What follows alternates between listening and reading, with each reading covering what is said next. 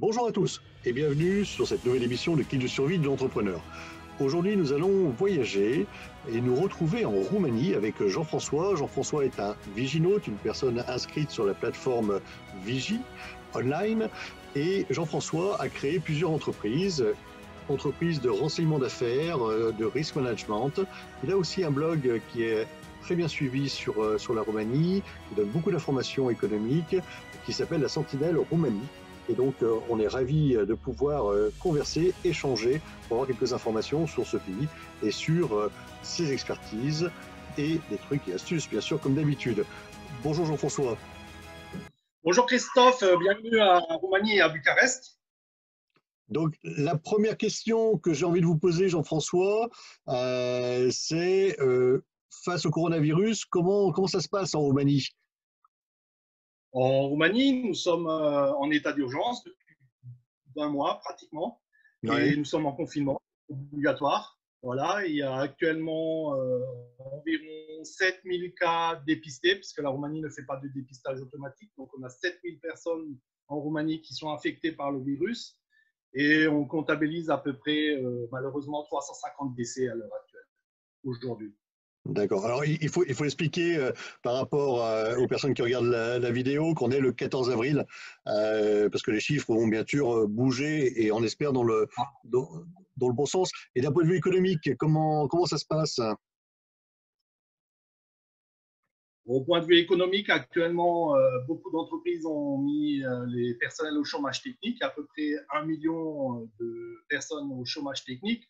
Il faut savoir qu'en Roumanie, il n'y a que 20 millions d'habitants, donc il y a beaucoup moins de personnes. Il y a à peu près 5000 personnes qui travaillent dans le secteur civil, privé, si on veut dire. Donc il y a 1 million de personnes qui sont actuellement au chômage technique. Voilà. Il y a des reprises, qui sont annoncées. Dacia, Renault recommence progressivement la production. Michelin a annoncé hier qu'il relance la fabrication des carcasses de pneus. D'accord. Donc là, on vient de parler de la situation en Roumanie, mais vous, Jean-François, qui êtes-vous? Quelle est votre expertise? Et une petite question aussi, c'est pourquoi vous êtes installé en Roumanie? Ah, question qui est bonne. Moi, je suis un ancien militaire et je suis expatrié depuis de nombreuses années en Roumanie. Moi, je suis venu dans le cadre de l'ex-Yougoslavie sur une mission de l'Union européenne ici en Roumanie. Ça a été mes premiers pas. C'était en 1995. Ensuite, je suis revenu en 2001 en mission diplomatique dans le cadre d'une réorganisation de l'école des officiers de la gendarmerie roumaine. Voilà. En 2005, j'ai décidé de quitter et j'ai fondé ma propre entreprise qui initialement était une entreprise qui était pour de l'accompagnement de TPE, PME. Et la crise en 2008 m'a fait changer un peu mon outil de travail. Actuellement, je fais du renseignement d'affaires et parallèlement, je fais aussi de la gestion de risque. Ce sont deux choses qui vont ensemble.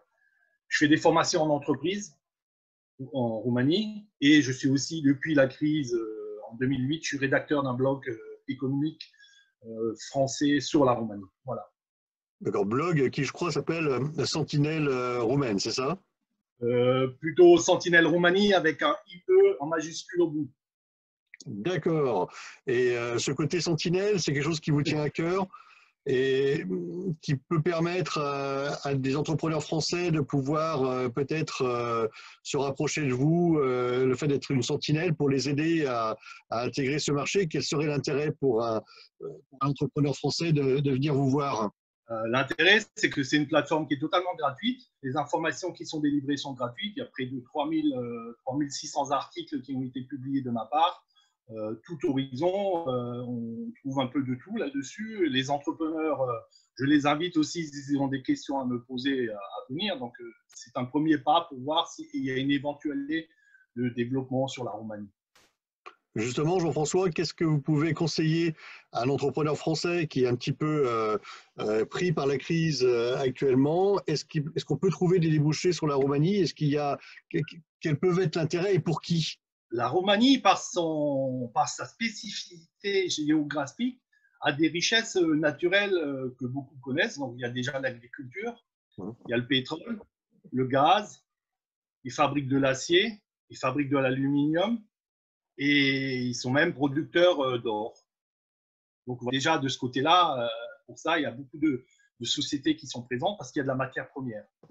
Est-ce que vous auriez un conseil à donner à nos entrepreneurs français qui vous regardent? Pour votre sac de survie, si vous voulez dire? Exactement.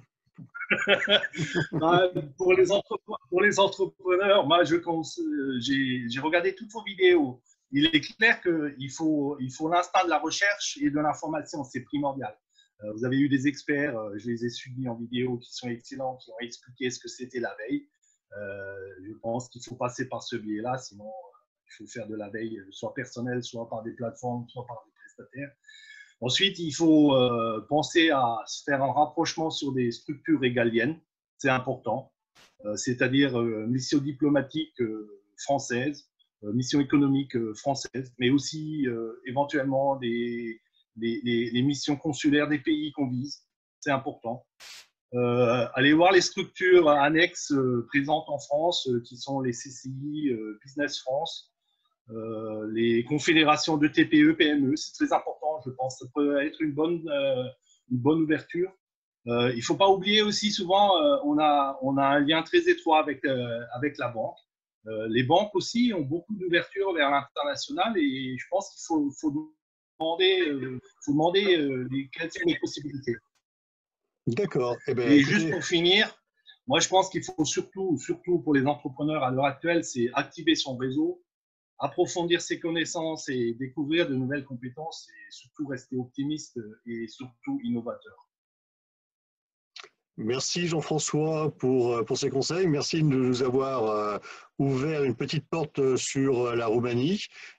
Comme dirait un de mes amis, je vous conseille d'aller vous faire voir ailleurs, dans le bon sens du terme, c'est-à-dire de sortir de France et de pouvoir explorer le monde et ses possibilités. En tout cas, on vous souhaite une bonne continuation en Roumanie. Merci pour cet échange et à très vite alors. Merci Christophe, prenez soin de vous et de vos auditeurs. Merci. C'était donc Jean-François qui nous a ouvert les portes de sa Roumanie, pays sûrement très intéressant pour nous entrepreneurs, à creuser. En tout cas, on est allé se faire voir ailleurs pendant quelques minutes. Donc un grand merci Jean-François. Et vous pouvez retrouver cette vidéo, les anciennes vidéos et des nouvelles vidéos qui vont arriver dans les prochains jours sur notre chaîne YouTube. Et puis, vous pouvez continuer à nous suivre aussi sur notre plateforme vigie.online. Vigie.online, qui, je vous rappelle, recense un peu plus de 500 experts du monde du renseignement et de tout ce qui est stratégie d'entreprise, ce qu'on appelle l'intelligence économique. Donc, vous pouvez trouver votre expert dans n'importe quel pays et, bien sûr, en Roumanie. Merci, au revoir et à bientôt.